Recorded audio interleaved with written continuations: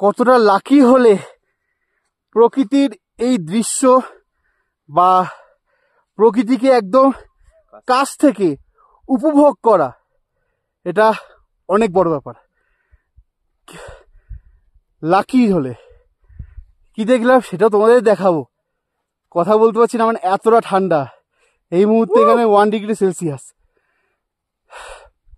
এখানে প্রথম আমরা সানরাইজ দেখলাম, তারপর এদিকে কাঞ্চনজঙ্ঘা, যেটা যখন সূর্য উঠছে তখন পুরো কমলা, তারপর হালকা ব্লু, এবার সাদা হয়ে গেছে, প্লাস নিচে যে পাথরগুলো আছে সেই পাহাড়গুলো আছে সেগুলো এখন পুরো মেরুন, টোটালি মেরুন। এবং এদিকে মাউন্ট এভারেস্ট, এটা মাউন্ট এভারেস্ট, এইদিকে কাঞ্চনজঙ্ঘা।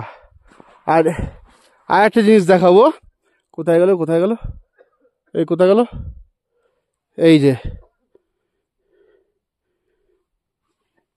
এইখানে রোদের জন্য আসছিলাম, বুঝতে পারছি না দেখা যাচ্ছে কিনা, রোদটা এমনভাবে ক্যামেরায় মোবাইলে পড়েছে। তা এটা তোমরা কেদারনাথ থেকে দেখতে পারবে।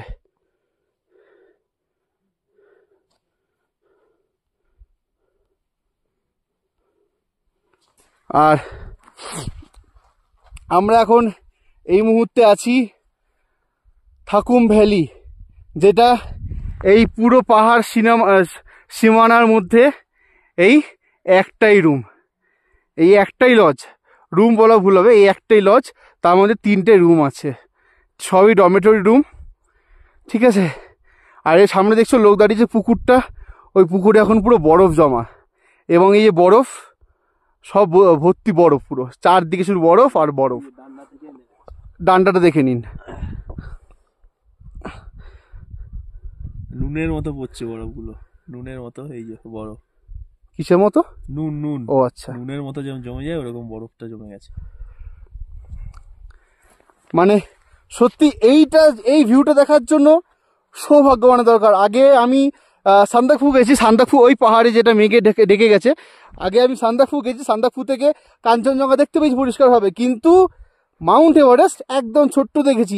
আজ এখানে এবারে থাকুম ভ্যালিতে এসে, থাকুম ভ্যালিতে কাঞ্চনজঙ্ঘা মনে হচ্ছে একদম কাঞ্চনজঙ্ঘা কোলে চলে এসেছি আমরা, এবং মাউন্ট এভারেস্ট কাঞ্চনজঙ্ঘার ডিস্টেন্স যেমন আমরা সান্দাকফু থেকে কাঞ্চনজঙ্ঘা দেখেছিলাম সেরকম ডিস্টেন্সে আজকে মাউন্ট এভারেস্ট দেখছি। আর এটা কাঞ্চনজঙ্ঘা দেখছি একদম সামনে থেকে, মনে হচ্ছে দেখো এই পাহাড় থেকে চলে, মানে হেঁটে হেঁটে চলে গেলে হয়তো কাঞ্চনজঙ্ঘা ছুঁতে পারবো, কিন্তু তা না, আর অনেক দূরে আছে।